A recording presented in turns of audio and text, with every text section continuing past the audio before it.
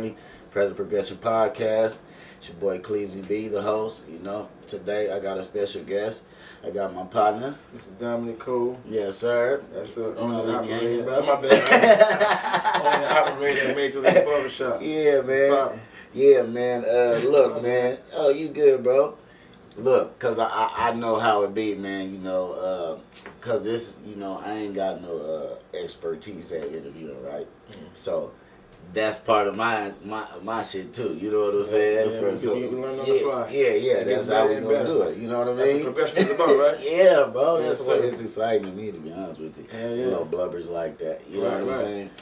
But yeah, man, you guys subscribe, like, share, comment, download, all that good stuff, man. Help me get the word out there, you know, because we need some entrepreneurs out there, you know, especially in our community, you know what I'm saying? And this platform is to help you do that, you know what I'm saying? So with that being said, man, I'm gonna have my boy tell the people where you from, bro. Where you was born and raised at? Born and raised in New Orleans, Louisiana, downtown to be exact. I lived all over New Orleans there. Downtown to be exact. I noticed people from New Orleans, you know, whether they're from uptown or downtown, they specifically state that during their introduction. Yeah. You know? Why is that such a thing? Because even though New Orleans is a city in its whole, like you would know how people carry it.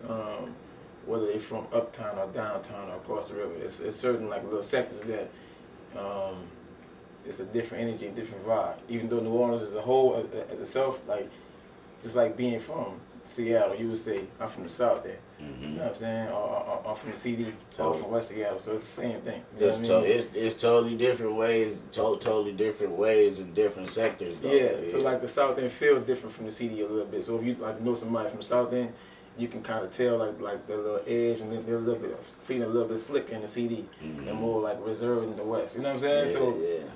Being from New Orleans, you can tell like, okay, well you from the West Bank, or you from uptown, you from downtown. Like you get that feel if somebody know the difference between being uptown and downtown. They can resonate off the top just by you letting them know where you're from in the city. You know what I'm saying? Yeah, I always wondered that, like, why is it such a prevalent thing that they definitely specifically say they're from uptown or downtown. Yeah. I think when I think about that question now, is I feel like that's like a cultural thing. Because you meet somebody from New York, they're not gonna say they're gonna say I'm from New York. Then they're gonna name off the street in New York that they from exactly. You know what I'm saying? Yeah. I'm from New York. I'm from Harlem 145. And I'm like, I just know you're from New York. You know what I'm saying? I ain't never been to New York before in my life, but it stated off the gate. Boom. I'm from New York and I'm from Harlem. I'm from New York, I'm from the Bronx. I'm from New York, you know what I'm saying? Yep. Same thing is like, I'm from New Orleans and I'm from downtown. I'm from New Orleans and I'm from uptown. I'm from New Orleans and I'm from across the river. You know what I'm saying? And it's funny because, look, when you meet people from New Orleans, they'll never say I'm from Louisiana. It's a totally different world. Yeah, I really hear people say that. Nah. It's like, look, you got New Orleans and you got the rest of the state. You know what I'm saying? Yeah. Damn, that's crazy. That's definitely. I never looked at it that way, but now that you said it, I think back. I know a lot of people from Louisiana, but they never say Louisiana, bro. Yeah. So like, all right. So if they're not from the city, they might say Louisiana. That means they're from the outskirts. New Orleans is its own thing, bro. Like everything outside of New Orleans is really country. Like Baton Rouge. It's country. Yeah, Shreveport. Country. Like so, like they don't even sound like us. They sound like cats from Baton Rouge. They sound more like they from Texas, more so than New Orleans. If you listen to them talk, that's a fact. Wow, that's a fact. And you'll meet people from Baton Rouge being Cowboys fans. Yeah. From Shreveport being Cowboys fans. They're not really Saints fans. Like most of them. Yeah. Are Cowboys fans. They're not even Saints fans. My girl's children's father, he's from Louisiana, and he's from I forgot what little outskirts city he's from, but he's definitely a Cowboys fan. Yeah, I think like when we was coming up, the Saints was garbage. Yeah. You know what I'm saying? Yeah. So like like you rooting for a team, and they fans got bags over their heads. I ain't the smartest man in the world. It's not something I want to root for. You know what I'm saying? Right. I grew up a Green Bay fan. Green Bay? That's a fact. That's a fact. I love Brett Favre. Who else on the team? Brett Favre, Antonio Freeman. You had what's the running back name? Robert something. Yeah, Reggie White. I grew up a Green Bay fan, bro. Being from New Orleans, I know that's weird, right? Yeah, it is. But you know, I'm from Mississippi, and I grew up like in the era when I was coming up. It was like San Francisco. Right, they was winning. Jerry Rice, Joe Montana. Exactly. That's why right there. That's what I can remember when I was a young dude and I was going for the football team. You know what I'm saying? So you like who winning? Yeah, from Mississippi though. In my pocket, that was the Green Bay era, man. Green Bay was winning. Green Bay. Big Gilbert Brown. So, tell us a little bit about your upbringing. Like, what were some of the things you experienced in your past that helped shape and mold you to the man you are today? That's a heavy question. It is. My upbringing and what shaped me to be the man that I am, man, just knowing that I wanted more and knowing that my circumstances like wasn't going to be the end all be all. Like I always operated from this mindset like it's going to get better. Like it's common that you grow up in a single parent household. Unfortunately, it's common. You grow up in a single parent household, one income, multiple children. You know what I'm saying? Yeah. But I never like look back like, okay, well, why don't I have a dad? Where's my dad at? So like this is the circumstances and this is what we rocking with, and we got to make it better. Yeah. You know what I'm saying? So I always operated with that mindset like it's going to be better than what it is now. I don't care what we going through. I don't care what we faced with. Like when I see the word progression, that's always been my mindset. Always. Like it's gonna get better than what it is now. And being the oldest of my generation and growing up and seeing my mama struggle with addiction even, and still like she battled with addiction and still has a job. Like making sure she busts her ass at work. Like sometimes 2 and 3 jobs. You know what I'm saying? So they call those functioning addicts. Yeah, she was a functioning addict. You know what I'm saying? By the way, I always gotta say this. After I say that, she's been clean for 25 years. That's good. 25 years, man. I gotta give her flowers for that. Sure. You know what I'm saying? As you should. Yeah. Her too. So, just seeing like, cause I was always around strong women, like my grandmother, my mother. Even though they battled with addiction, it's like they still made sure that they took care and provided for their family. You know what I'm saying? And just seeing that, like, I can't be a weak man coming from strong women.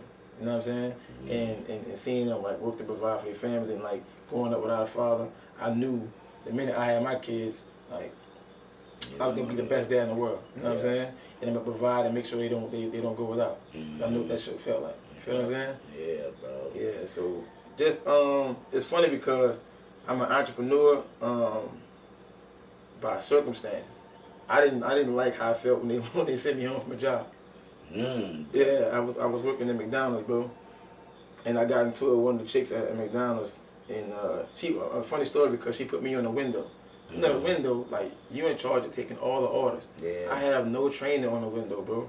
Right. And she put me on the window, and I'm messing up orders left and right. So much so that the line is wrapped around McDonald's. The cars is wrapped around McDonald's, dog, and she went to barking on me. I'm like, girl, suck my dick. You know what I'm saying? Yeah. And they was like, damn, nigga, you can't sit, you gotta go home. Go home. So imagine like walking like from a job back to the crib, like it was like a mile long walk, right? And the whole time I'm walking, I'm 16 years old, I was like, damn, was that easy for them to fire me? Yep. Nah, I don't like that. I ain't never doing this again. Ever doing this again. You know what I'm saying? So in that moment right there kind of sparked something in you to be the entrepreneur. For sure. You know, when you're younger, you chasing like hoop dreams and all that stuff. And at the time, I didn't see myself living outside of New Orleans. So how the story goes, got fired from the job. I'm messing up at school too, and I just called my auntie like, "You got room for me up there in Seattle?" She was like, "Now mind you," because I do. You can stop right quick, bro. I can keep going. Yeah, I might end up cutting it, so you can. All right. What's up, big dog? Come on, player. I forgot to put my fucking sign up. So yeah, I just called my auntie. So now come back in with back from a brief break. Yeah. What up, y'all? We have to take a little break real quick. So Dominique was telling us, you know, a little bit about his upbringing, you know, what the stuff that helped shape and mold him to the man he become today. You know what I'm saying? We're gonna let him get back to his story. You know what I mean? Yeah. So like after getting fired, like that didn't sit well with me, right? So after getting fired, I'm messing up in school. Just like conduct, you know, like misconduct, like because the shit was honestly, school was a breeze to me, too easy for me, right? And I'm getting distracted, like, you know, I want to do something else, so I'm getting in trouble in school, and I was at a breaking point in my life, and it's crazy because by my homie house we playing video games. Now mind you, I stopped playing video games by the time I hit 8th grade, so being 16, like that shit didn't even attract me anymore, right? But I'm with Bias Creator, they playing the video games, and it just hit me like, why are you here? You're not about to play the game at all. Just leave. So I go home, and I'm leaving home. Like a vision came over my face, like a dead end. Like if you stay in New Orleans, this is what your life is going to amount to. You know what I'm saying? So I called my auntie, like, do you have room for me in Seattle? Mind you, I've never been here before in my life. She got 8 kids at the time, but she didn't even think about it. She was like, yeah, come on. I came to Seattle. You know what I'm saying? And just getting fired from that job, bro, knowing like it was that easy and feeling like it was too easy for them to fire me. Yeah. And so I came up here with a fresh thought. I was chasing hoop dreams, right? But when I came here, I got homesick. So I had to eventually end up moving back to New Orleans. And I moved back to New Orleans, I felt like I was going through the same little cycle. Yeah. It was cyclical, like the way I was living. You know what I'm saying? And I was like, okay, that defeated the whole purpose of me going to Seattle. So I came back. When I came back, I treated it like a business trip. I could have went to school, could have pursued ball more, but I wanted to make money. You know what I'm saying? So I was cutting hair by the age of 12. And so I knew that's something that I could fall back on, right? And when I came to Seattle for the second time, I got right into barber school. Yeah, I haven't filled out an application since I was 16. 16? I haven't filled out an application since I was 16, bro. Man, kudos to you, bro. Yeah, that's God work. You know what I'm saying? For sure. Just knowing, just like betting on yourself, and not like my eyes, no matter what it is. Yeah. Right? And so you go from being fired from a job at 16 to working in the barber shop by the age of 17, 18, no, by the age of 17, 18, and owning the shop at the age of 24. You know what I'm saying? Wow. Man, that's I can just imagine the type of stuff you was going through in your head, like, cause like you said, you was sitting in that room, cause I experienced that before as well, like, you know, you're around your peers, and you notice yourself, like, right there, like, I'm different. Right, in it was a way, like you know a moment of revelation, like, yeah. What am I doing, man? Yeah, and then you said you came to Seattle trying to escape that, and then you went back. So I can just imagine, you know, the stuff you were going through at that age of trying to find yourself, per se. That's exactly what it was, bro. You know what I'm saying? That's exactly what it was. Trying to find my footing in this world. Yeah. You know what I'm saying? Like I said, bro, like I left. I'm gonna tell you why I left Seattle, because I left behind everything I knew. And I moved to Georgetown, of all places. You know what I'm saying? Like my people were staying in Georgetown. And if you know about Georgetown is like Mary Poppins. Yeah. Coming from New Orleans, it was like everything around us was white. Yeah. And I hated the weather. I came in 02 like 02 y'all broke the record. If not 02, 03. They broke the record for rain accumulation. You know what I'm saying? Yeah. It rained so much. I was like, that's the first time in my life. I didn't know what it was at the time, but that's the first time in my life I've experienced depression. Now imagine growing up in the projects, growing up like seeing drugs, violence, and my whole like youth, damn near New Orleans was in contention for the murder capital. You know what I'm saying? Yep. That didn't even bother me. It wasn't until I came to Seattle, so all this damn rain, I'm away from everything I know and love, that like I experienced depression. Damn, that's a cold perspective right there. Think about that, though. I ain't never felt that in my life, and I hated it here. And you come from that environment. Yeah. Tell me what was some of tell me what was some of the things you were trying to escape, like the things you said you was trying to leave that you knew. Mm-hmm. What were some of the things you was trying to escape? You know, nostalgia. Like the thing I was trying to escape was being comfortable and content. Like some people like are cool with or were cool with their cell phone ringing, waiting for a weed sale or a dime sale. You know what I'm saying? Mm-hmm. That was cool. Mm-hmm. But I didn't sell no dope. Mm-hmm. You know what I'm saying? Like what am I doing? And I knew I wanted more from my life. That's what I was chasing after that. Mm-hmm. I didn't know what it was at the time. I knew like this, like what I'm doing now is not going to get me there. Mm-hmm. It was more so like the pursuit of progression. Yeah. It was pursuing more than what I seen, what I felt. You know what I'm saying? So it wasn't like I was running away from something per se. It was I'm running away from content and I'm chasing my what's the word I'm looking for? Potential. Yeah. You know what I'm saying? Yeah. I know. Look, I'm intelligent, I'm savvy. I know it's like a lot I can do in my life. But this little pocket I'm in right now, I gotta shake it, or it's gonna be bad for the next 5-10 years. You know what I'm saying? Yeah. I was running away from that. I could have stayed where I was, and cause I know that zone. Yeah. I know what it's like when I walk out my door every day. I know how to maneuver in this space. I know all that stuff. But I'm settling if I stay here. Yeah. That's what it was, and I didn't want to settle at all. And that's a unique mindset in itself, bro. For you to not even be tempted to pursue the other options of your environment.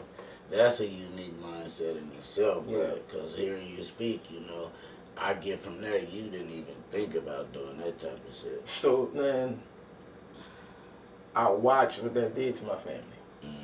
You know what I'm saying? Yeah. I got good common sense, and I'm even sensitive in the space. So like I've seen what that did to my family. I can say fuck it and go on like and do the same thing because my uncle, he hustled and was the man. On the West Bank, he was the man. If I say his name right now, they would know. Like like their name would resonate. So I could have went to him and said, "Oh, all right, put me in the game." It's that time. I could have said that. Nah. You know what I'm saying? And you got first of all, you gotta have a stomach for that shit. Yeah, you do. Patience, all that. You gotta have a stomach for that shit, and almost like a callus. You know, I'm too caring to do that. No, seeing firsthand what it did to my family, and still deciding to go out there and do that. Yeah. You gotta be callous almost. Yeah. You know what I'm saying? Man, that's, bro. Your mindset's unique, bro. Yeah. Cause that, bro, majority people would have took the easy route. That's the word right there. That shit was too easy. And you know what's funny? I've never been go with the flow type of dude. And you know how I can say that? Cause I took the easy route. You feel me? And you have to, you know, once you're in that lifestyle, and there's only two results, right? Yeah. So either it's the jail or the penitentiary.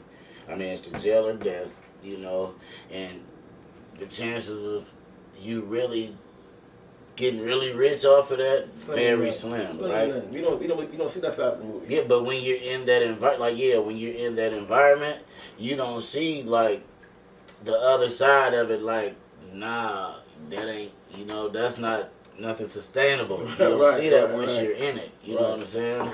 So you try to, when you get older, you trying to reel it back in. You feel what I'm saying? So it's like, I'm saying firsthand experience from taking that easy route, it wasn't worth it. You feel what I'm saying?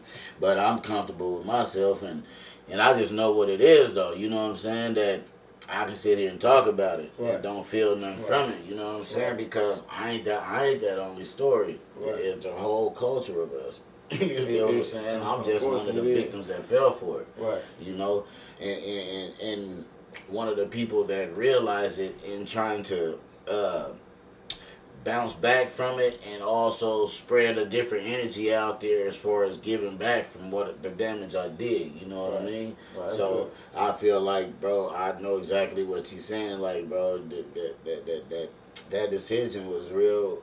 easy for me to go to. Yeah. You know, but that's what I'm telling you. Your mindset is unique. You know what I'm Yeah. saying? Because you didn't even think twice about it. Nah, I did. That's dope as hell. That's dope, bro.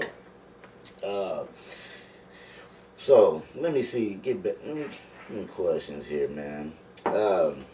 Do you consider your purpose for wanting to become an entrepreneur, Barber, the same as your motivation?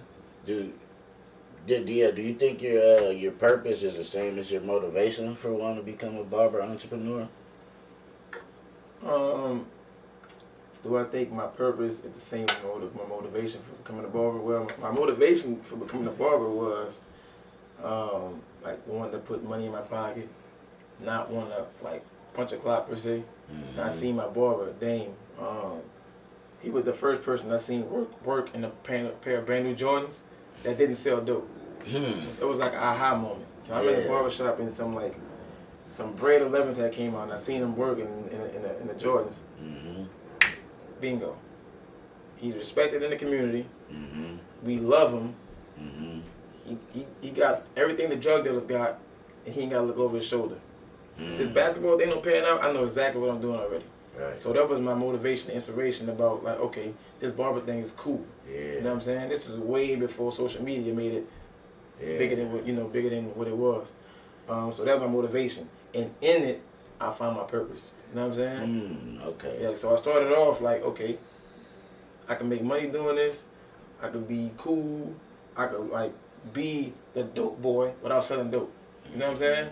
I can have all that. I can have all that without the ills of it, right? Yeah. And like, all right, I find my footing, clientele growing, pockets full of money. I come and go as I please. Got my own spot. I got the cars that I want. That's cool. And then you're like, okay, I could ride this wave forever, or I could like build on what I'm doing and use this like to what I really want to do. And then like it hit me like I was like 25, like asking, okay, God, this is easy now. I could do this with my eyes closed. What is like the purpose with this? Like what am I? You know what I'm saying? And God was just like, you're like in this space to develop and build men. That was the clarity. It was clear as day. Like you're in this space to develop and build men, and I found my purpose in it with like the relationship that I've gained over the years and like the relationship that I have with people. You know what I'm saying? Yeah. Put it like this, bro. I have a kid. And I'm gonna shout him out. His name Miles. I was cutting Miles. I've been cutting Miles since he was in the 2nd grade. Miles is going on the junior year at Morehouse. Damn. Think about this. I'm only 35 years old. I know that shit make it sound like, damn, how old is he? You know what I'm saying? Yeah. I'm 35 years old. Yeah. So he got his dad in his life. But just imagine if Miles didn't have his dad in his life, right? And I see Miles twice a month since he was in the 2nd grade to his junior year in college. That's some years, man. I'm one of the most consistent males he's seen in his life. Yeah. If you think about that. So, Right? so Because he's gonna outgrow his coaches, he's gonna outgrow his teachers, but if he's coming to the same barbershop, that's damn near like my brother or my nephew. Yeah. You feel what I'm saying? Yeah. So just relationships like that and like the communication that we had over the years, I'm giving him nuggets and jewels, you know what I'm saying? Like I have sons of my own. Yeah. And like just my relationship with him and talking to him about some things that he's going through and he experiencing, I'm gonna face that again with my sons. You know what I'm saying? So it's almost like a give and take relationship that I have with these people. Yeah. You know what I'm saying? So I find my purpose in that. And you gotta think, I provide jobs. I own a shop. I provide jobs for people. Mm-hmm. That's one of the illest things you could do is get somebody an opportunity to feed their family. That's ill, bro. That is, bro. You know, and because when you said you build men, right, I thought about the aspect of you giving them jobs, right? But as you kept talking, you gave me that example of Miles, right? Yeah. So then I was like, oh, that's what he mean by building men. Because like you said, over all of these years, I'm pretty sure, like, you gave him them jewels. You know Yeah, that's just one example. Yeah, so I see what you're saying now. When you first said it, I looked at it on the surface level. You kept talking. That's why I said that's ill, bro. Yeah. You know what I'm saying? Because you really building men. You know what I'm saying? Because you've been in his life for a long time, and that's one person. That's just one person. I have a million of these relationships. Yeah. You know what I'm saying? That's one thing I pride myself on. Like when we talking and they ask me for advice or they just like picking my brain about stuff, I'm not gonna sugarcoat nothing with them. Right. Because the world ain't. You know what I'm saying? And I'm not gonna give them no bullshit to go out there and do something that I wouldn't tell them anything that I wouldn't tell my children. Right. You know what I mean? Mm-hmm. And they respect me for that. Mm-hmm. You know what I'm saying? Yeah, you're being an adult. Yeah. You ain't trying to be their friend per se. You know Nah. what I'm saying? Because I feel like a lot of times nowadays, you know, that's why a lot of these youngsters, they're running rampant like that because a lot of us older ones, you know, we're too busy still trying to be young. So we trying to fit in and be their friend, you know what I'm saying? That's something I always wanted to address, bro. Yeah, Like the idea and the definition of a big homie is so blurred now. It You know what I'm is, saying? bro. Ain't no big homie is gonna put you in a situation to where like you're gonna be taken away from your family, be it jail or death. Mm-hmm. He's not gonna tell you something that he wouldn't tell his son or his brother to go do. Mm-hmm. You know what I'm saying? So the idea of a big homie, like, you gotta reassess that shit. We have to. Just because he's older than you and been on the streets a little bit longer than you, don't make him a big homie. A big homie is gonna put you in a position to feed yourself, feed your family, provide for yourself, to progress. You feel what I'm saying? Yep. If he can't do that, big homie. Yeah. Nah, you gotta reassess that one, dog. Incorrect term, man. Yeah. And then it's like these young dudes, they only really respecting the bag nowadays. Yeah. Everybody only respecting the bag when you really think about it. Yeah. Because that's everybody's main objective is the money. Right. The money. Everybody. Right. If you got the most money, that's who's gonna get the most respect, and they can know you're a shitty person. Yeah. That's unfortunate. Yeah, man. bro. Yeah. So you know, that goes like the love of money is the root of all evil, but the lack of money is the root of all evil too. Because if I'm out here like messed up, I might take some bad advice just to get $1 in my pocket. Because I've been without for so long. You know what I'm saying? Mm-hmm. So yeah, you're right, bro. We have to reassess that, man, and show. Because look, if they out there taking chances and doing X, Y, Z, right? Mm-hmm. And they messing up, but they still get money in their pocket. You can't tell them to stop what they're doing if you're not going to provide a resource for them to put money in their pocket and food in their stomach. Yep. You know what I'm saying? Yep. So in that space where the money is respected, is like, yeah, I understand what you're saying, how I shouldn't be doing X, Y, Z, and where it could land me, right? Mm-hmm. My life still need to be on. Yeah. You feel what I'm saying? So if you're not going to provide me with a space to keep lights on and food and shelter and clothing, that falls on deaf ears. Yep. You know what I'm saying? That feels for the moment.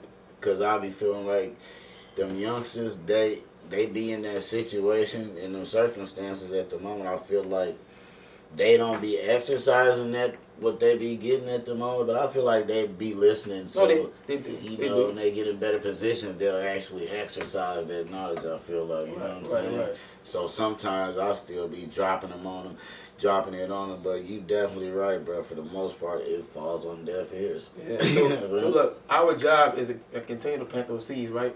So if they asking you, like, you can't withhold the information from them, you give it to them, hoping that they would use it. You know what I'm saying? Somewhere along the lines, right? But when I said that, it was like right now. If you want them to stop right now, put some bread in their pocket, like show them how to get legit money. Mm-hmm. You know what I'm saying? If not, they still gotta go home and keep lights on. Yep. They still gotta keep food in the refrigerator. You know what I'm saying? Got to. So even though the nugget you gave them, they got it in their back pocket. They're not exercising it until things kind of change. Mm-hmm. You know what I'm saying? Yep. And hey, man, like you said, it's our job just to spread the information, bro. Yeah. You know what I'm saying?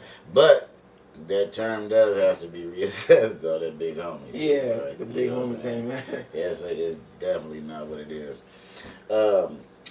So what plans you got for the barbershop right now, like, or moving forward, coming up in the future? You got anything special coming up? Yeah, to grow it, man. Continue to build in the community. Continue to provide people with opportunities to further their profession. Put some money in their pocket.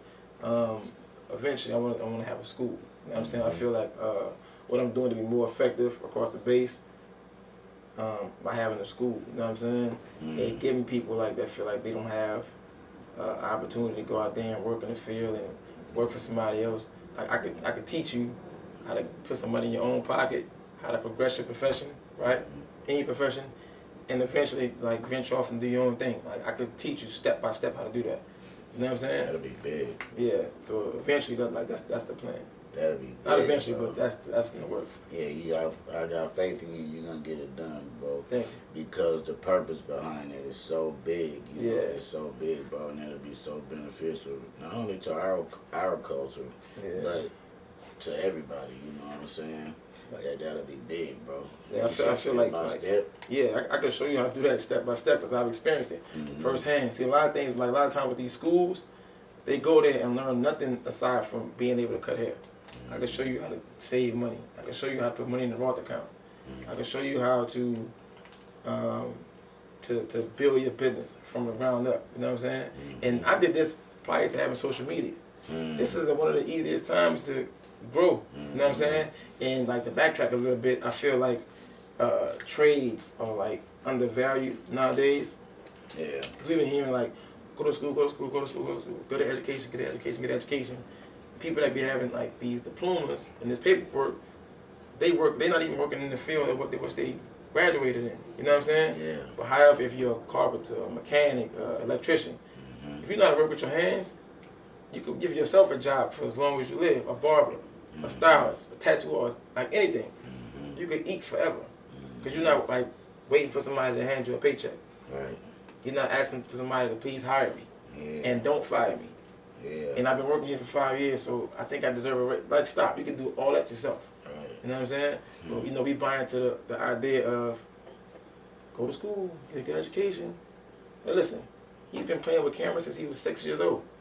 That's all he loved is cameras. Like, why not harp on that? Or he's been playing with electronics his whole life. Why not tell him to do that? Right. It just we sell our kids short, telling them go get a good education and go get a good job. Yeah. If they could fire you, it's not a good job. For sure. So no, there's no such thing. Yeah, you're right. And you know, in our communities, especially in our communities, but you know, most of the time, you know, we teach our kids to grow up, like you said, go to school, get that job, right? You know, we've got to start teaching our kids just like the white people, the Jews, whoever, you know, we got to start teaching our kids to grow up to be an entrepreneur. Yeah, you bro. know, Like that should be more conversation like yeah, that. That's and real. then we got to position ourselves too to be, when we get up out of here, as far as death go, we need to be having some, putting ourselves in a situation and leave them something to make it a little easier for them too. You know, I don't know what happened to us, but we've got away from that in our community. But I feel like that's an important conversation that needs to be had also. You know, let's teach these kids from a young, because you can ask my son right now. He's 14, about to be 15, God willing. You can ask him whether I'm around or I'm not around. However, whatever, you can ask him what he want to do. He's gonna tell you he's gonna own his own business. That's real. Because I've been teaching him that since he's been old enough to understand words. That's some conversation that need to happen, bro. Yeah, and it's important. You know what I'm saying? Yeah. I just be trying to do my job and be an example. Yeah. You know what I'm saying? Right, be an example, because these kids they listen to you, but if your actions ain't matching up to your words, a lot of times, you know, it's just like them other jewels. They put them in their back pocket until they need them, if they ever get. My dad said this, but this is what he was doing. You know what I'm saying? And unfortunately, like what we lead to our kids, majority of the time is like a good name. That's it. Like, are you so and so son? Oh man, your daddy was a real nigga. Like, okay, and yeah, that ain't gonna keep shorty like fed, protected. Right. You know what I'm saying? You gonna put the money in his pocket, and we lead. That's all we lead to our kids is good names. Oh, your daddy was a solid dude, man. But it's the conversation that we have. Like my son is 9. My oldest son is 9. I have a 9-year-old, 5-year-old, and 3-year-old, and they've never seen me go to work per se. They've always seen me go to a place that I own. You know what I'm saying? Great. So like, the conversation with him is different. I would never tell him like go get a job. He loves to draw. Well, we gotta figure out a way to get paid out to draw for drawing. You know what I'm saying? We gotta figure out a way to get paid doing what you like to do. You know what I'm saying? I feel like those conversations are more healthier than go to school, go to school, go to school. Yeah. For what? You think the people like the other people, right? Whites, Asians, Indians, right? They're teaching their kids. If you're going to school, this is to learn how to grow a business. Yep. That ain't like you going to school is not for a job. Yep. That's not for a job. Yep. You know what I'm saying? We didn't want to teach our kids to be workers. Yep. Like the idea of owning something is damn near like a fourth or like so foreign of a thought. That's how we've been conditioned. Yeah, like You know? owning business, and then like even me, like, cause I don't be telling people what I own and what I do, cause like I don't want them to treat me like the exception.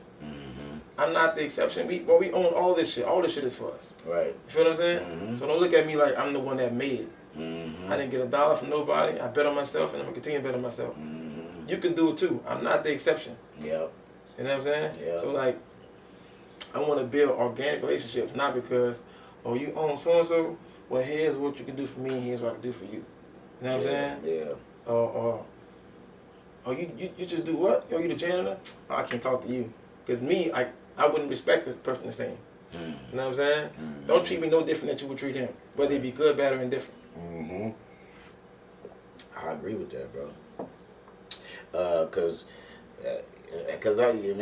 your stories, I can relate to them a lot. You know what I'm saying? I've experienced a lot of that shit too. You know, you accomplish a couple things in your life, and your peers around you, you know, they big you up, if you will. You know, but then I'll be like, well, dog, you can do this too. Right. You know what I'm saying? Right. It's just about you just making the choice to do it. Yeah. You know? And being like, so like, look, faithful and fearless. You know what I'm saying? Because like, they'll have all the faith in the world in God and question themselves. It don't work like that. It don't work like that, dog. Man, that's a cold perspective right there. That's a cold perspective. I'm wired different, bro. Yeah. You know what I'm saying? Like, you can't like have this. Well, I believe you. Look, you wouldn't question God, right? I'm gonna just put it in short. So you wouldn't question God at all, but you'll question yourself. I can see if like you're in a bad space, or where like you feel like you gotta what's the word I'm looking for? You gotta justify some things. If you gotta justify it, 9 times out of 10 you shouldn't be doing it. But if it's something like right, it's upstanding. You're questioning your goals and your dreams and your aspirations, but you will never question God. Yeah. I got a problem with that. Yeah. You can't have faith in God and not faith in yourself. and no faith in yourself. Lack of belief in yourself. You know what I'm saying? That don't go like that. Nah, because you're actually right here in the being. You know what I'm saying? You actually can make it happen. So if we made in God's image, if we God's reflection, that means we could do what God does, right? Right. All right. But then you gotta put in the work, and you gotta be consistent and dedicated. You know what I'm saying? Discipline. That's the side of it that they don't want. At all. Yeah. They a lot. They be scared to take the first step because that all the other stuff come with it. That consistency. Right. Now you're accountable now. Yeah. Exactly. Yeah. Man. All right, man. We're gonna get back on a little bit of business, man. You told me what you got coming up, moving forward, man. For this company, what were the first 5 things you did to start your company? Starting with the idea.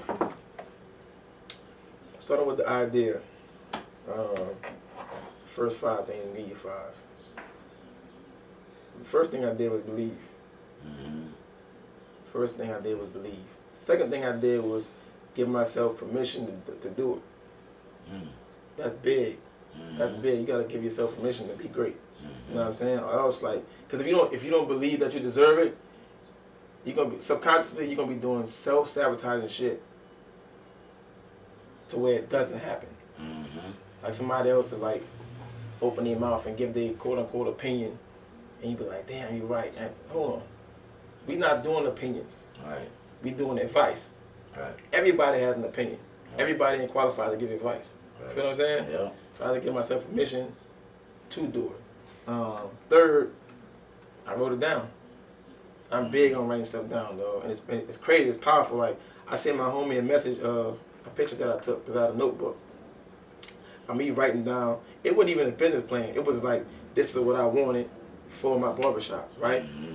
And I found a book like 5 years later, though. When I say it was exactly what I wrote down, exactly. Wow. Exactly what I wrote down.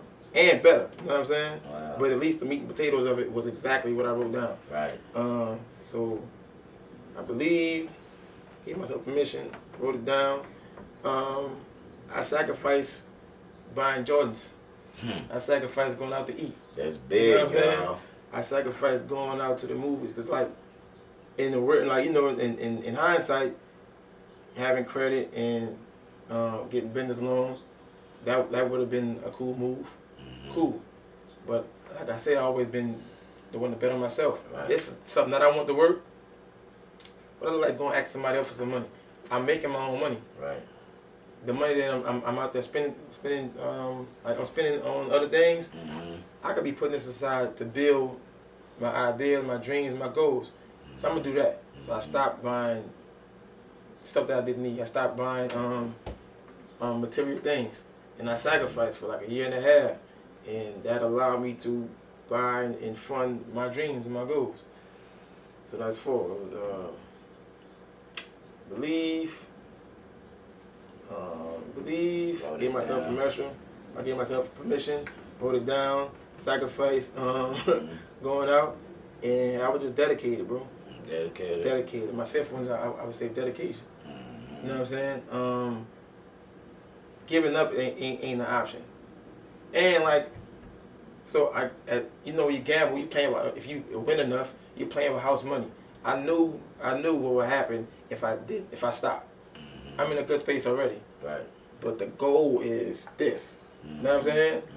Yeah, I'm gonna keep on going. Like, Yeah. I got enough of a safety net that if I fall, which I don't even believe in that, you know, Right. if I fall, I'll be good. Right. You know what I'm saying? At least I did try to scale this mountain, but scaling the mountain is so fun to me. You know what I'm saying? That's fun. Yeah. And you betting on yourself, I like my odds. You know what I'm saying? So just being dedicated and continuing to push. You know what I'm saying? Continuing to push and fight for what I wanted. Yeah. And that one you said is real important for our community to sacrifice them damn Jordans. Yeah. Sacrifice, whatever it may be, you know what I'm saying? Sacrifice them Ruth Chris meals. Right. You know what I'm saying? Right. Sacrifice all the shit that y'all be doing. You know what I'm saying? Let's keep it real. I used to be that guy. I promise you, I used to be that guy. But I sacrificed too, though. You know what I'm saying? Right. So that's why I can say that. Yeah. Because I ain't one of the person to just say some shit not to do, and I ain't experienced it myself for the most part. You know. So don't do that shit. Sacrifice. Sacrifice, man. Facts. That was important, you know. Yeah. Man, we gonna switch gears, man. We gonna talk about the filthy aesthetics. Yeah, filthy aesthetics. Come on, man. Talk to me, man. Tell us exactly what that is. That's my baby. Filthy Aesthetics is my clothing line that I built. I created just playing around with words that resonate with the city of Seattle. Okay. You know what I'm saying? Alright, so I'm gonna give you how I came up with Filthy Aesthetics. Like I described something. So I was talking to somebody, and I described something that's happening. Like, well, that's dope. They got a filthy aesthetic to it. When I said it, I was like, oh, that tastes good. So I put it in my back pocket, and I already was in the works of building the clothing line, not for me, but for my partner. He incarcerated. You know what I'm saying? Okay. My brother Hamp, and so the idea of a clothing line kept coming back to me. Like it was synonymous with the thought of him. Every time I thought about him, the clothing line would be there. You know what I'm saying? Because that's something he was doing prior to being incarcerated. So I was like, all right, I'm gonna do it. I'm gonna set something up for like when he come home, that'll be his thing. You know what I'm saying? Wow. Yeah. And that's real nigga shit. So in building it, like I was saying prior to the interview, was like I put all this money toward the idea of it, and I ran with it. It's like, hold on, man. You gotta take calculated risk. Me spending all this money and not knowing the different fabrics, how well a certain T-shirt would do with embroidery. Yeah. You know what I'm saying? Versus like other qualities of shirts. Yeah. I had to scale it back. So when COVID hit, it allowed me to like be more hands-on, be more patient. Like instead of ordering $500 worth of the same shirt, get like $50 of multiple shirts, right? Like spread that $50 to multiple brands of shirts and say, okay, I like this shirt is cool, this shirt is garbage, but this is the best shirt. Okay, all of them off the table. This is the best shirt I'm running with, right? Then you go from there to like, okay, who's the best embroiderer? Who's the best screen printer? You know what I'm saying? And then when I came back to the drawing board with COVID, during COVID, Filthy Aesthetics is what I had in my pocket. Right? Was I'm running with this. You know what I'm saying? Then I started writing it out. Like, what does filthy aesthetic mean to you? You know what I'm saying? And my introduction to the word filthy was in the high school hallway. A cat walked by, see me with some cool grade 9s on. He smacked my feet, say, pop, pop. Those are filthy. Literally smacked my feet, pop, pop. Those are filthy. I'm like, I'm about to fight. That was my first week in jail. You know what I'm saying? I'm about to fight. So when he did that, all in one motion, he stood up and shook my hand. I'm tripping now. Like, what just happened? And my man was like, nah, bro, that's a compliment. Filthy is a compliment. He was giving you a compliment on your shoes. Oh, that's crazy. After slapping your feet, After though? smacking my feet, though. I'm thinking he just, like, that's blatant disrespect. Yeah, you know what I'm saying? Come from where you come from. Yeah. Because I never heard of the term filthy being used in that way. So, he stood up and shook my hand, and that was it, right? And just being in Seattle, you get familiar with the language and the slang and the terminology. So filthy is the highest form of a compliment. You know what I'm saying? Yeah. But everywhere else around the world, it comes with a derogative connotation, right? It's like, damn, that's filthy. You know what I'm saying? Stay away from it. But here, it's like, they call you filthy, you doing it. Yeah, you know what I'm saying? And aesthetics has is a word that means, one second. Aesthetics means like something that's like beautiful, appealing to the eye, like the way you can view art, flowers, a picture, a woman even, you know what I'm saying? So those words have nothing in common, nothing to do with each other, filthy and aesthetics, right? But how I view everything, like everything is dope, everything is beautiful. Like if you view life in that way, you'll be all right. You know what I'm saying? No matter what you're going through in life, find the beauty in everything. And that's my filthy aesthetics. You know what I'm saying? Damn. That's deep right there. Yeah. That's deep, bro. That's a cold concept. Damn. I'm glad you broke it down and to what it really is. You know what I'm saying? Because people might see the brand and just think it's just what words, you know what I mean. So I'm glad you broke it down like that. Yeah. So filthy aesthetics is to find beauty in everything. If I could describe it in short, filthy aesthetics to me means to find beauty in everything. You know what I'm saying? Yeah. Like no matter what you're going through, the response to it is more important than the moment. You know what I'm saying? Yeah. The reaction is just as impossible. The reaction is just as more important than the action. You know what I'm saying? Because the action is doing it for the reaction. You know what I'm saying? Like what you go through, what you face in life, understand that as long as you're alive, it can and it will be better. That's what the aesthetics. To choose to have that outlook on life. You know what I'm saying? And I'm positive to a fault. I'm positive to a fault. So like, one of the best things God ever gave us was imagination. So you could choose to look at it in a positive light or a negative light. You could be optimistic or you could be pessimistic. I don't have time for pessimism. I've been through too much in my life to be negative about anything. Right. You know what I'm saying? I know it's going to get better, and it will be. That's the end of the story. That's hard. That's hard right there, bro. Who is like your target market for the apparel? My target market, honestly, I feel like I'm still finding that out, and I know that's something I was supposed to find out like prior to launching. But we're gonna get back to that too. So I'm still finding that out, like, cause I feel like anybody that has that outlook on life or choose to look at life in a positive light or struggling with looking at life in a positive light could resonate with the brand. You know what I'm saying? And put this on and like not only look good but feel good about what they're wearing. You feel what I'm saying? So I'm still finding out my target market. But the reason I jumped anyway because analysis paralysis is a real thing. And the analysis paralysis is Okay, yeah, break that down. analysis paralysis is, well, I got this dope idea for a podcast, but the camera that I got is cool. I need a better camera. It's like, no, you got a camera, right? Yeah. You got an idea. Start. Because if you're waiting for the perfect camera, waiting for the perfect lighting, wait for, you know how much time passes in this thing that you've done nothing because you sitting here analyzing, that paralyzes you. You feel what I'm saying? So like you don't move forward on your idea, your goal, your ambition. You know what I'm saying? You're just sitting there like idea until time passes by. God forbid something happens prior to you getting your goal accomplished. You have nobody to blame but yourself. Nobody. So instead of like perfecting this business plan or perfecting my target market, I'm gonna find that as I go. But I gotta jump now. You know what I'm saying? So to be honest with you, I haven't nailed down my target audience yet. It's coming.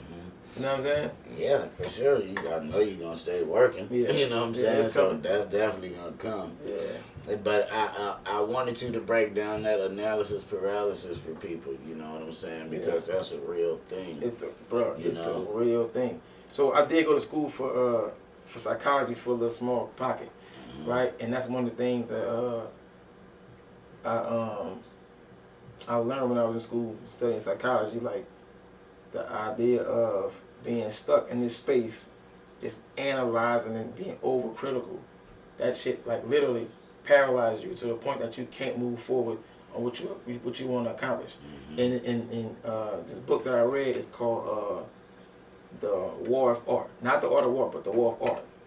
And if I'm not mistaken, it's by Stephen Pressfield. In the book, it talks about the resistance being like the devil. Okay. You know what I'm saying? Like that's an evil thing, like to succumb to that resistance. You know what I'm saying? So like the more you get excited about something, the more resistance you're gonna feel. You know what I'm saying? The closer you get into your purpose, that's the more resistance that you'll feel. That's evil. You know what I'm saying? And you gotta push through that shit. And fight that shit with everything you know. Yeah. You know what I'm saying? Yeah. That's for real. That's real shit though. Yeah. That's definitely real Yeah. shit. Trust me, I've experienced some of this shit. Especially the analysis paralysis. I've definitely experienced that. Yeah. And this right here, you just informed me about. You know what I'm saying? So I know I've always felt that, but I never diagnosed it until like reading and going to school. You know how like when Nip say I faced every emotion. I didn't quit. That's how you got to be like when accomplishing something, especially like because you're going to hit those walls. You're going to hit those moments where like, man, this shit worth it. Should I keep going? Should I keep fighting for it? If it was ever worth it, if it was ever something that means something to you, you got to continue to push through it. Right. You know what I'm saying? And not quit. Then being dedicated and pushing against the resistance is a quality that you got to have.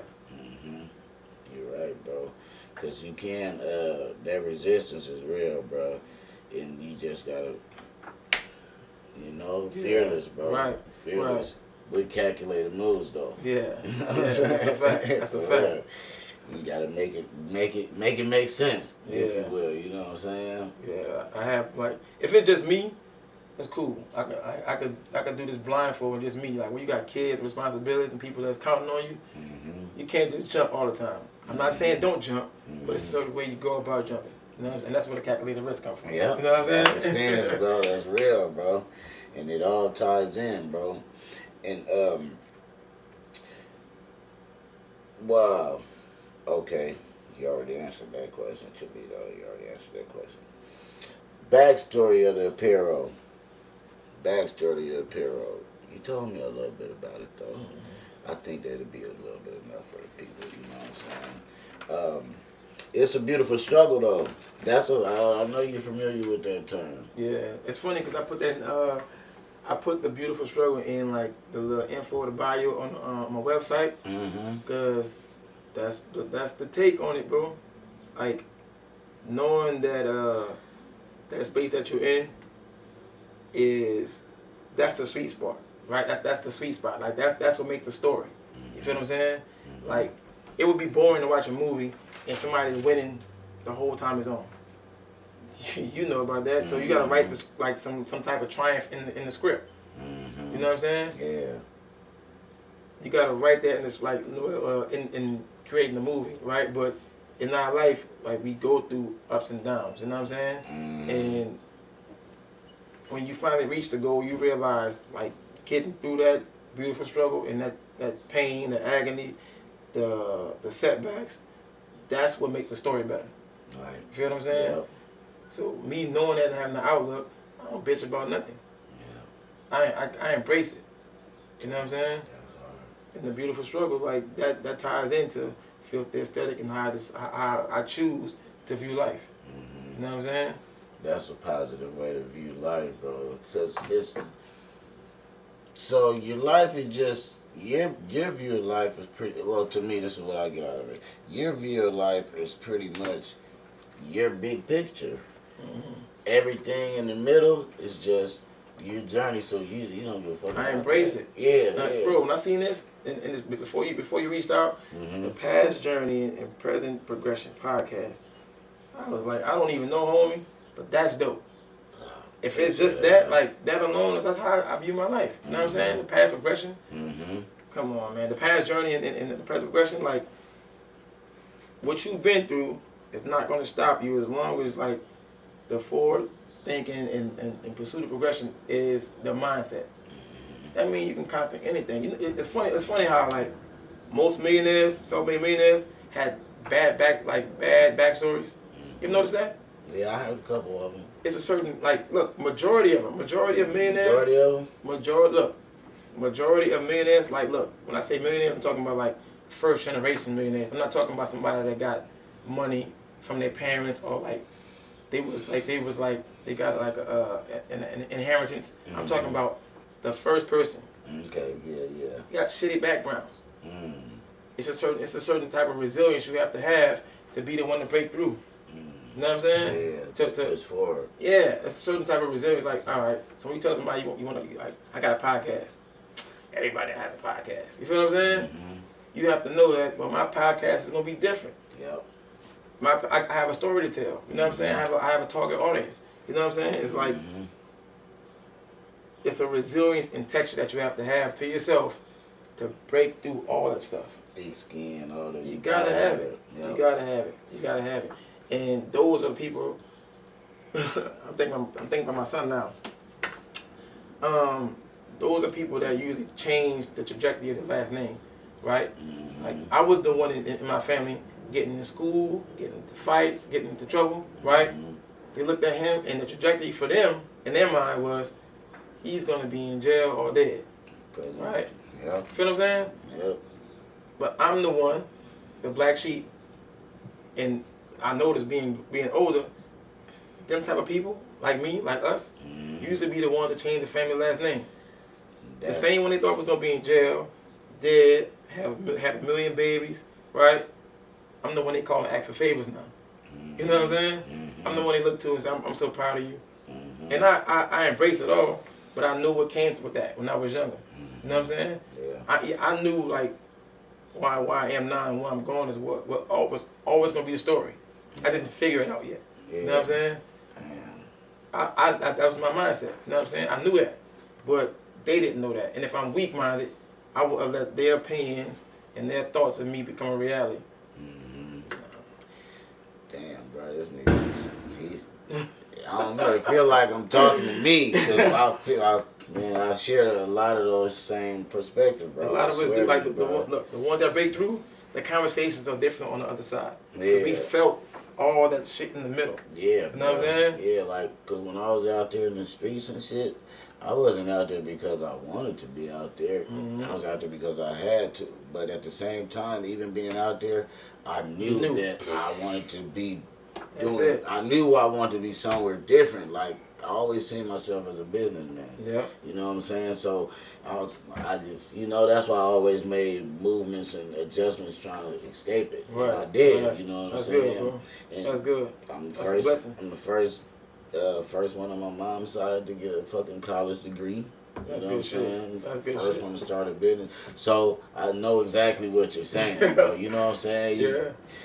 I have to endure a lot as far as opinions and all this distractions, all that shit goes. So I definitely 100% feel what you're saying, bro. Yeah, bro. You know what I'm saying? And that's hard. That's hard, bro. That's filthy. I like that. Man, so for this company, what's the plans for this company moving forward? Just grow it. So the plans for Filthy Aesthetics is to grow it beyond like clothing. You know what I mean? The meaning behind the brand, the purpose behind the brand.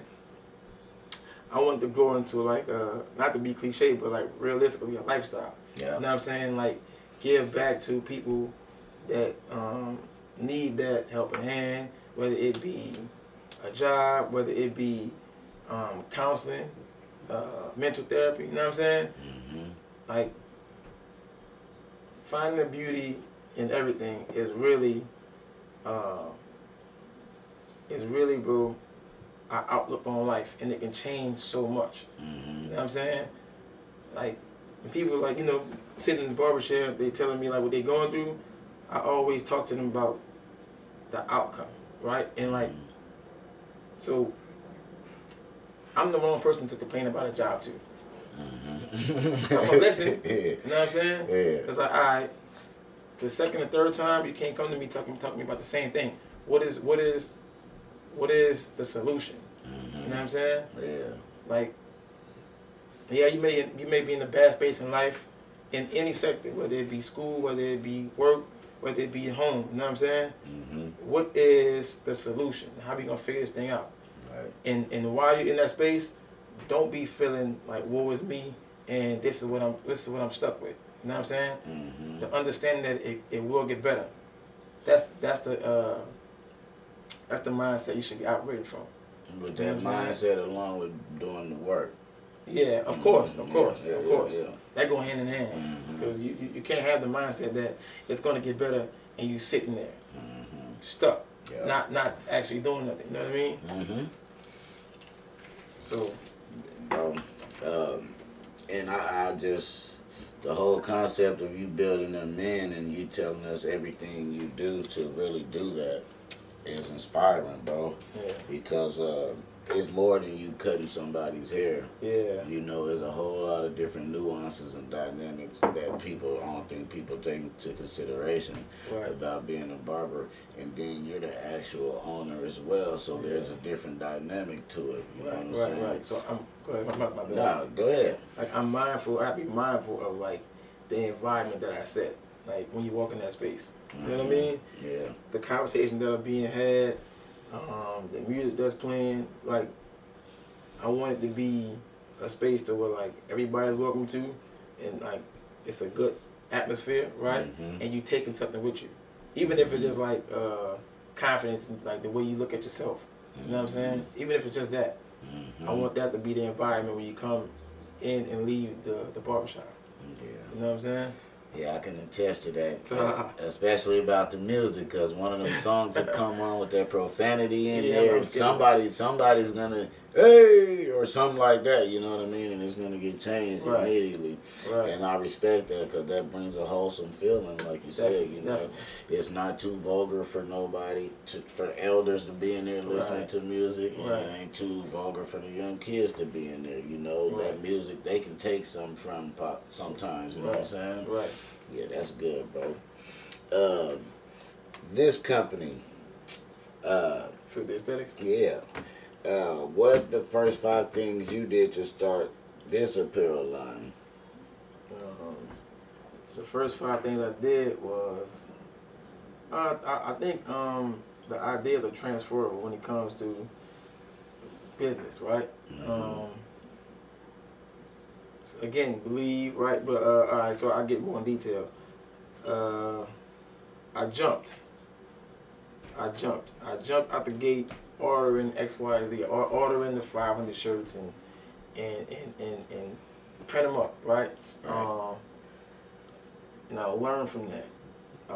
So when COVID hit, it allowed me to scale back and like be patient with it. You know what I'm saying? I feel like I touched on this. Yeah, you touched on it a little bit. All right, let me be more specific. As far as your business go, LLC. Yeah, okay. Well, yeah, first things first, when you come up with a business, you have to, like, the name of a business, title of a business, you have to make sure it's not being taken. It has not been used yet. You know what I'm saying? So, when you know you want to go legit and, like, really make it your business, you have to make sure that the name isn't taken and you license the name. You know what I'm saying? Like, you get a business license for the name.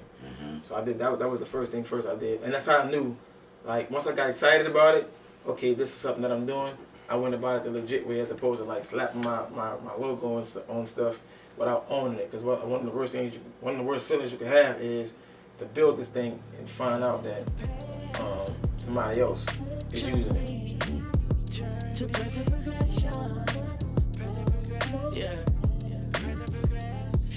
What up, y'all? Back from break. We was in the middle of he was telling us the first 5 things he did to start the company, Filthy Aesthetics, and he was I think it was like on number 2, 3. He was in the middle of the trademarking and you can continue on that part because I think that's important for them. So once you realize that you want to go legit with the business and, like, actually make it a business instead of a side hustle, you want to make sure your paperwork is in order. You know what I'm saying? You do that by researching the name of the business and seeing whether or not the name is taken. Then you want to get a license for it, because one of the worst feelings you can have is starting this thing and building legs and only to find out that you can't use it. Right. Because somebody else taking it. Or even worse, somebody took it after you made it a thing. Wow, yeah, that'll hurt more. Yeah, like they were just sitting around waiting for you. Give me that. Yeah, so it's funny because, look, I was getting my shirts pressed up, and I go to pick them up, and I seen on the computer screen that somebody else was using the word filthy. Like, and that's to see how the word, I get it. But not only using the word filthy, but more importantly, they was using the same font that I was using for I'm like, hold up, man. I got pissed off instantly. Like, so if you ever see it out there, like, it is what it is. I have a conversation with homie whenever we see each other, but it's like, and I got excited too. Like I said, I'm optimistic to a fault. When I seen that, I was like, okay, it's corny as hell, but if somebody's copying it, that means you got something. For sure. You know what I'm saying? That's a good way of looking at it. Yeah, like I'm mastering my reactions, because I can flip out and, like, X, Y, and Z. I know that shit ain't gonna last. If your idea is a copy what somebody else got, I got the juice. Right. The juice is it's me. You know what I'm saying? So if you're not creative enough, right, to come up with your own shit, you're gonna lose anyway. Yeah, you're gonna lose. You're gonna lose anyway. You only can ride the wave so long. Right? Yeah, man. You know what I'm saying? You can ride the wave or be the wave. Yeah. I'm the wave. No, you know that. Yeah. Whoever you are, you know that already. Oh, so yeah, I seen that, and it was just funny to me. So instead of, like, getting pissed about it, I was pissed initially, but then it was, okay, if they taking something that I got and want to run with it, that means I got something special. You feel what I'm saying? If they deemed it special enough to copy. After I got the paperwork in order, I started, like, I made sure, like, the funding for my brand comes from me, and, like, that I pay myself first. So what I do in the barbershop is I pocket my first hour of work. You know what I'm saying? And so this is a nugget that I give barbers. Let's say I charge $25 a cut, and I cut 2 heads in an hour, so that's $50 an hour. Most barbers work 5 days a week, so $50 times 5, that's $250, right? 4 weeks in a month makes 4 weeks in a month. That's 4 weeks of what, $250? Yeah, that's $1,000 at the end of the week. You know what I'm saying? So that mean at the end of the month. Sorry, at the end of the month, I pocket $1,000 just from saving. That ain't even my extras. That's just the first hour of work that I pocket, right? So after 3 months, I got $3,000 saved to fund whatever business venture I want to go to. You know what I'm saying? Yeah. So, like, paying yourself first is, like, it's not cliche. That's a real thing. Yeah. Them bills gonna be there, you know. Like, your daily expenses, monthly expenses are gonna be there. But if you pay yourself first, right, instead of fucking off money because You can go eat $20. People go eat $50 a day. Right. You know what I'm saying? They go fuck off $50 a day.